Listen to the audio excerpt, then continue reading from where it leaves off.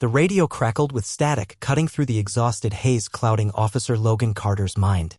16 hours into an unplanned double shift, and the city felt fundamentally wrong. He'd been a cop long enough, 8 years on patrol, to recognize when something was dangerously off. Tonight, the darkness between street lights seemed deeper, the shadows stretching longer than they should. The dispatcher's voice carried an edge he'd never heard before, a tremor of barely controlled fear that made his skin crawl with anticipation. Unit 247, respond to a domestic disturbance at 1442 Maple Street. The dispatcher's voice crackled through the radio waves. Female caller reports husband attempting to break down bathroom door. Woman and child barricaded inside. Logan keyed his radio with practiced efficiency, his knuckles whitening on the steering wheel as adrenaline began to course through his tired system. 247 responding, ETA 3 minutes. He flipped on his emergency lights but left the siren silent. Experience had taught him that sometimes silence was better when dealing with domestic disputes, reducing the chance of dangerous escalation. The cruiser's dashboard clock read 11:47 p.m. as Logan navigated through empty streets.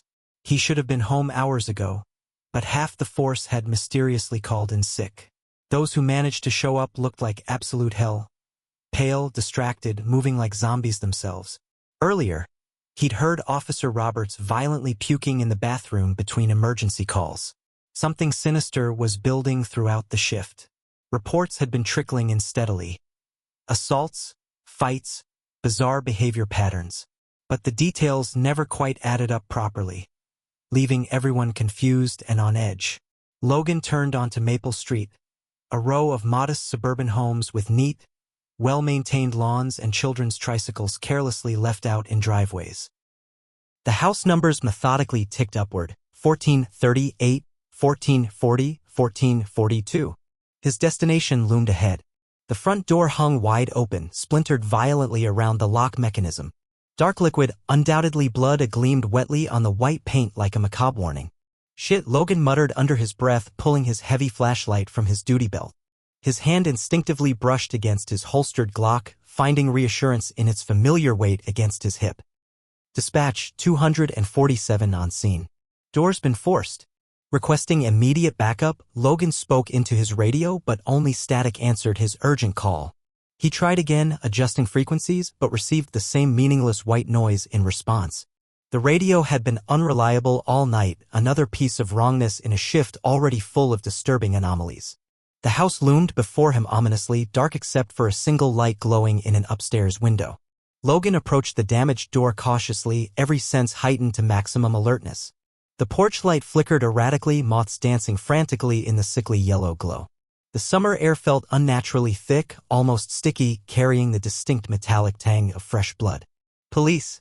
Anyone here? Logan called out, his voice sounding strangely flat in the heavy, oppressive atmosphere. Silence answered, initially broken only by a distant siren wailing somewhere across the city. Then came a muffled sob from somewhere deep inside the house, followed immediately by a child's terrified whimper. Logan drew his service weapon, keeping it pointed safely downward as he crossed the threshold. His flashlight beam cut through the oppressive darkness, revealing a living room destroyed by violence. The coffee table lay overturned, its glass surface completely shattered into dangerous fragments. Family photographs were scattered across the floor, their frames cracked and broken. A large television had been violently ripped from its wall mount, leaving exposed wires hanging like torn veins from the drywall. Deep scuff marks scarred the polished hardwood floor, leading toward a dark hallway. Dark smears followed the exact same path, definitely blood, and far too much of it for comfort.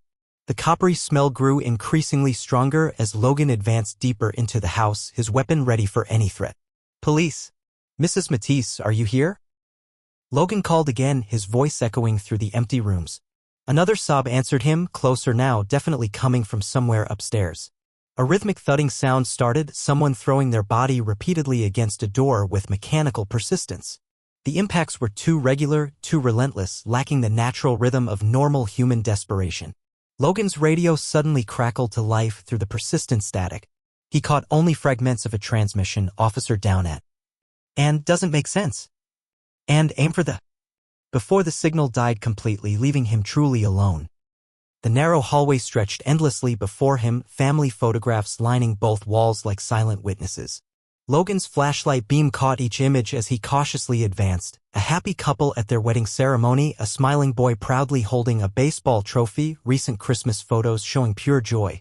Roy Matisse, the husband, looked completely normal in every photograph, a healthy, human, alive. Something wet suddenly dripped onto Logan's shoulder from above. He looked up instinctively, his flashlight beam following the source. Dark liquid was seeping steadily through the ceiling, forming a growing, ominous stain that made his throat tighten with dread. The rhythmic banging from upstairs stopped abruptly, leaving behind a sudden, deafening silence that felt more threatening than the noise. In this unnatural quiet, Logan heard something that chilled him to the bone, ragged, wet breathing sounds that no healthy person would ever make. They came from the top of the stairs, just beyond his line of sight. "Mr. Matisse? Roy? This is Officer Carter. Let's talk about what's going on here." A low sound answered his reasonable request, not quite a growl, not quite a human moan, but something primal and terrifying that made every hair on Logan's neck stand straight up. Heavy footsteps dragged laboriously across the upper floor, approaching the staircase with deliberate intent. From behind a barricaded door, a woman's voice pleaded desperately, "Please, please help us. He's not himself anymore. Oh God, there's so much blood everywhere." Logan started up the stairs methodically, gun ready but not yet raised to firing position. His flashlight beam revealed more blood on the wooden steps, some dried to a dark brown, others fresh enough to glisten wetly in the artificial light. Halfway up the staircase, he found something that made his stomach lurch. An adult molar, complete with bloody roots, lying abandoned on one step. The wet, labored breathing grew progressively louder as Logan reached the top landing. He swept his flashlight beam left, then right, methodically clearing the area. The hallway stretched ominously in both directions like a scene from a nightmare. To his left, a bathroom door stood firmly shut, deep gouges carved violently into its wooden surface by desperate fingernails or something worse.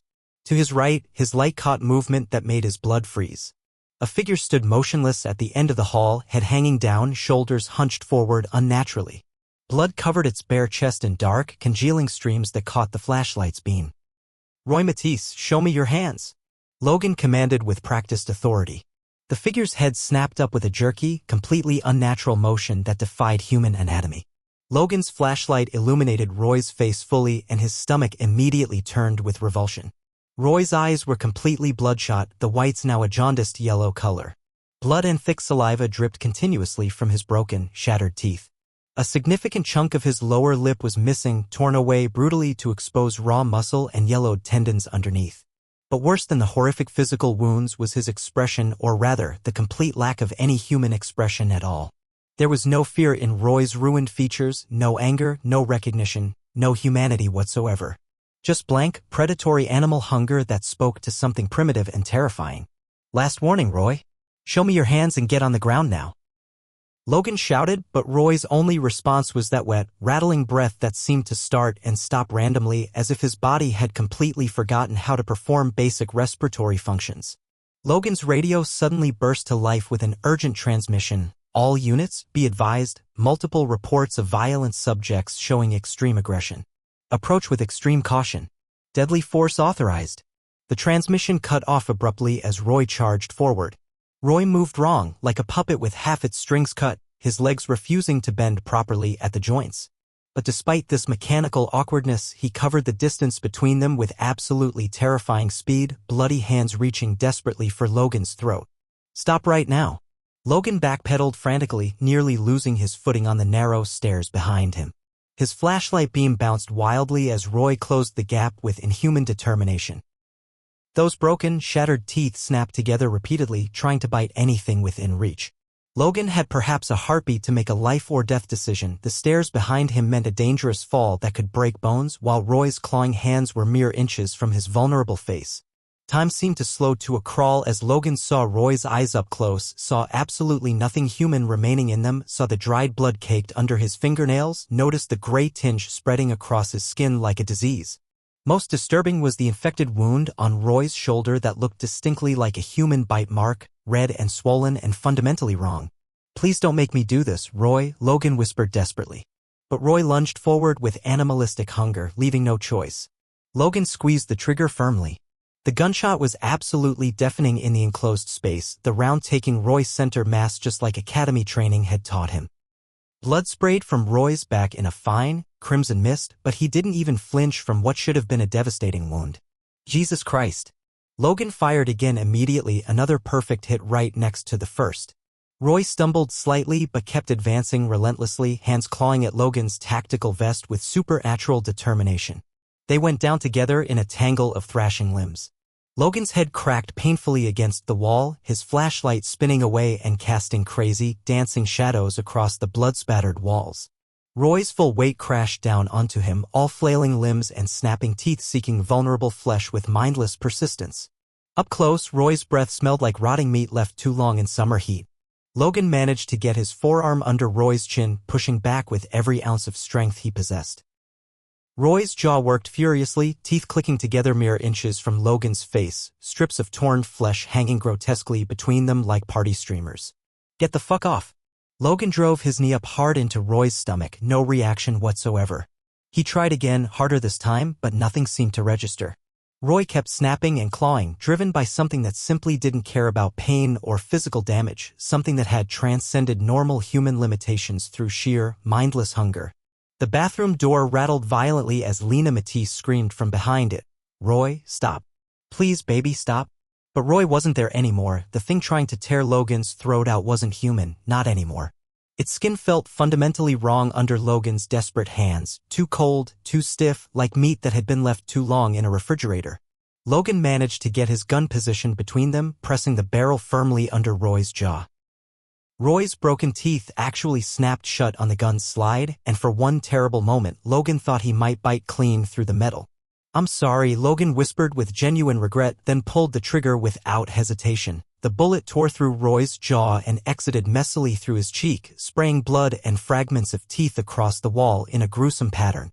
His body went completely rigid, then collapsed as dead weight, pinning Logan helplessly to the floor.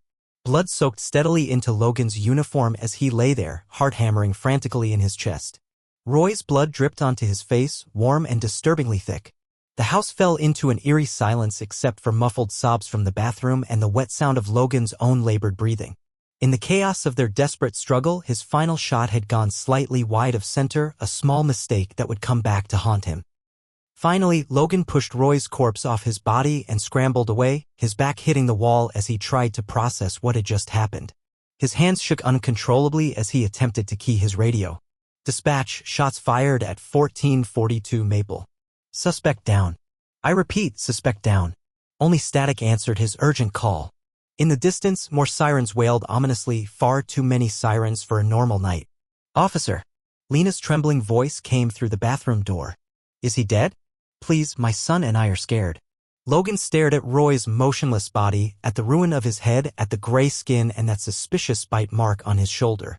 Logan thought about the fragmented radio calls, the mysteriously sick officers, the bizarre attacks reported throughout the night. Something was very, very wrong in his city, something that went far beyond a simple domestic disturbance. He's dead, Logan said, forcing himself to stand on unsteady legs. But we need to get you out of here immediately. As if to emphasize his urgent point, a scream echoed from somewhere outside, raw, animal, and hungry. Another voice answered it from a different direction and then another. The night was just beginning to reveal its true horrors and Logan's hands simply wouldn't stop their violent shaking as reality began to sink in. Logan tried 3 times to holster his weapon properly, Roy's blood making the grip slippery and difficult to handle. The corpse lay sprawled at his feet, a dark pool of blood spreading steadily across the polished hardwood floor. The fatal shot had torn completely through Roy's jaw and cheek, leaving a ragged hole that continued to ooze blood and other fluids. Mrs. Matisse, I need you to stay in there just a moment longer. Don't open the door yet, Logan called, forcing his voice to remain steady. He didn't want the child seeing this gruesome mess. Some things simply couldn't be unseen, especially by innocent eyes. Okay, came the muffled reply, but please hurry. Eli's scared. Logan swept his flashlight beam methodically over Roy's body, his cop instincts automatically kicking in despite the adrenaline still coursing through his system. Something wasn't right about the blood, it was too dark, almost black, and it moved wrong, more like thick oil than normal human blood. The bite wound on Roy's shoulder had swollen to twice its normal size, with black veins spiderwebbing outward from the edges like infection spreading through a corpse. The wound looked relatively fresh, perhaps only hours old at most, which raised disturbing questions about the timeline. Mrs. Matisse, how long was Roy acting strange? Logan asked, needing crucial information. After a pause, her voice crackled with tears. He came home early from work, said he wasn't feeling well. That was around noon. Her voice broke completely. He had a fever. I tried to get him to go to the hospital, but he absolutely refused. Then he started getting aggressive, confused. He couldn't form words properly anymore. Just these horrible, inhuman sounds. She broke into heartbroken sobs before continuing. Then he attacked Buddy, our dog. Roy killed him, tore him apart with his bare hands. That's when we ran upstairs and barricaded ourselves in the bathroom. Jesus Christ, Logan muttered, his flashlight catching Roy's hands in its beam. The fingernails were completely torn and bloody, with bits of dog fur still caught underneath them. The fingers themselves were bent at completely unnatural angles, as if he'd broken them during his violent attack and simply hadn't noticed the pain. More sirens wailed continuously in the distance, but they sounded wrong, cutting off abruptly, then starting again in different locations across the city. The screams were getting progressively closer to their location. Logan needed to get these civilians out of here immediately, but first he grabbed his radio again, hoping desperately for contact with the outside world. Dispatch, this is 247. Anyone copy? Static hissed mockingly back at him through the radio speaker. He tried his cell phone next, no signal whatsoever. A loud crash echoed from somewhere downstairs, followed immediately by the distinctive sound of breaking glass. Logan's head snapped up, gun already drawn and ready. What was that? Lena whispered fearfully through the door. Stay quiet, Logan ordered firmly. I'm going to check it out. He moved cautiously toward the stairs, leading with his flashlight. The beam cut through the oppressive darkness, catching more blood smears on the walls. Some of the stains looked disturbingly fresh, as if something had been dragging itself through the house. Another crash echoed from downstairs, closer this time. Something was definitely moving down there, dragging itself laboriously across the floor with wet, scraping sounds. The familiar wet, rattling breathing that he'd heard from Roy started again, but this time it seemed to come from multiple directions at once. Fuck this, Logan muttered. He needed to get the civilians out immediately. But when he turned back toward the bathroom door, he froze in absolute horror. Roy's body was gone. The blood pool remained exactly where it had been, but the corpse had somehow vanished completely. This was impossible, he'd blown half the man's head off. Dead bodies simply don't get up and walk away.